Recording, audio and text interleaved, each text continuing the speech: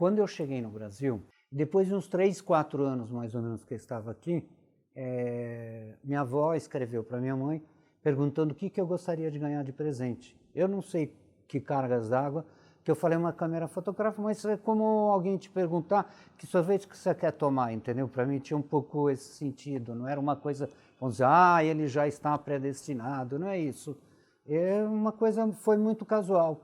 E, de fato, aquela época era muito mais complicado você enviar ou mandar alguma coisa para cá, e veio um patrício, né, da nossa cidadezinha, veio aqui para São Paulo e trouxe. Quando eu vi a câmera, aliás, a caixa com a câmera dentro, eu não acreditei, porque era o objeto do desejo, sabe? Essa coisa, e veio, existe, tem câmera, essa coisa. E aí foi legal. E aí, logo em seguida, eu entrei para o ginásio, né? Naquela época era eu tinha, eu acho que uns 13, 14 anos, imagino, e tinham as festividades dentro da escola. A escola tinha fanfarra, tinha desfile, e eu que fotografava aquilo com aquela camerazinha. Mas eu fotografava também sem nenhuma pretensão. Então, digamos assim, o meu primeiro recordação de que eu tenha, digamos, tido uma relação mais íntima com a fotografia foi nessa de receber a câmera, de no colégio eu começar a pensar já em querer documentar as coisas, e depois, mais tarde, já com uma idade mais avançada, com 20 e poucos anos, eu fazia cursinho para arquitetura. Eu queria ser arquiteto, ia prestar na FAO, acabei prestando, evidentemente que eu não passei. Por que eu não passei?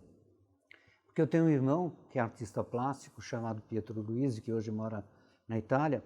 Ele tinha um ateliê muito próximo ao cursinho, não dava um quarteirão e meio. E o meu irmão já trabalhava com a vanguarda naquela época. O teatro teve um boom muito grande no final da década de 60, com a montagem do Balcão, os monstros, o cemitério de automóveis. E o Piero fazia os adereços, fazia figurinos, fazia cenário. Então ele estava muito envolvido já com essa movimentação artística, né? com a arte de um modo geral. E imagina um adolescente querendo fazer arquitetura e tendo aquela, digamos, academia a céu aberto, né, com o irmão realmente que era o dono do ateliê, com vários artistas que iam lá e tal. O que aconteceu? Eu frequentava muito mais a casa dele do que o cursinho. O meu trabalho na área de etnofotografia iniciou em 1982, porque houve aqui em São Paulo um seminário chamado Avio de uma Pesquisa Urbana, cujo professor era Sandro Spini, que ele veio da Itália, ele era um arquiteto, e junto com o Instituto Italiano de Cultura e com o Museu da Imagem e do Som, foi feito um seminário onde o Sandro explicava a metodologia de trabalho dele, que na realidade etnofotografia é exatamente isso, você pegar uma comunidade e trabalhar essa comunidade em vários aspectos. Você trabalha a comunidade pela arquitetura, pelo comércio, pelo modo de se vestir, o grau de parentesco, o lazer, a arte. Então, na realidade, a fotografia é um suporte para que você faça um estudo de determinada... Essa comunidade pode ser desde uma família, a um bairro, a uma cidade ou até um país. A amplitude dela vai variando conforme suas necessidades. Então, eu fui assistente nesse projeto e o tema era o bairro do Bexiga, aqui em São Paulo, a Bela Vista, como é conhecida. E eu me lembro que cada casa que eu entrava para fotografar me lembrava muito a minha infância, porque eu também vim como imigrante. E eu via que certos móveis, certos adornos, certos elementos e certas coisas que a pessoa guardava na casa, tipo um enxoval que ele tinha atrás, eu via que era muito parecida com os adereços e objetos que tinha na minha casa. Falei, olha que incrível, eu nunca me atentei com esse negócio realmente das minhas origens, de tentar descobrir um pouco, né, de onde eu vim, por que eu vim parar aqui. Aí, terminado esse trabalho, eu comecei a fazer um levantamento, os bairros que a imigração tinha se fixado em São Paulo.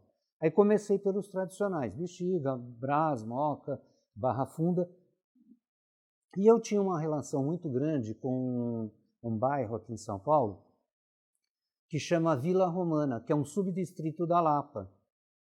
E falei, mas que coisa interessante, por que a Vila Romana e a Lapa, que tem uma quantidade tão grande de italianos e ainda com pessoas cujos pais e avós moraram e eles ficam na mesma casa, que ela não entra no Ibope da coisa da imigração. Aí fui pesquisar e vi, olha que coisa interessante, o Brás, o Bexiga, a Moca e principalmente o Brás, eles trouxeram uma santa da cidade que eles vieram, ou seja, da região, e formaram uma igreja. Então, a igreja foi o elemento agregador dessa comunidade. Na Lapa não teve isso. Então, não houve um local de concentração. Porque a Lapa ela tinha uma importância muito grande, porque logo próximo à Lapa, que é o bairro da Pompeia, tinha as indústrias Matarazzo. Então, era uma quantidade de italianos que moravam realmente nessa região muito grande. E aí, fazendo a pesquisa, fui me perguntar, por que a Lapa não entrou no Ibope, né, da coisa? Aí fui entender que era essa coisa realmente da santa, da religiosidade, que não era um elemento agregador entre os imigrantes. Aí, feito esses projetos todos que eu te falei, né, o primeiro livro que eu publiquei se chamava O Epaizá. O Epaizá é uma expressão do dialeto napolitano, que quer dizer oi companheiro, oi conterrâneo, oi chegado. E aquela palavra me era muito sonora, porque meu pai, quando tinha sapataria, meu pai era sapateiro, os patrícios dele iam muito visitá-lo, porque moravam em outros bairros, e um pouco aquele do imigrante, né? Sempre quer ter pelo menos as pessoas, né? Porque você vai num país que você não conhece ninguém. Então, os teus patrícios eram pessoas muito importantes. E eles sempre falavam, oi, paisá, oi, como está? É tudo bom? E eu falei, pronto, vou chamar de oi, paisá, que é muito isso, né? É uma coisa para os conterrâneos, né?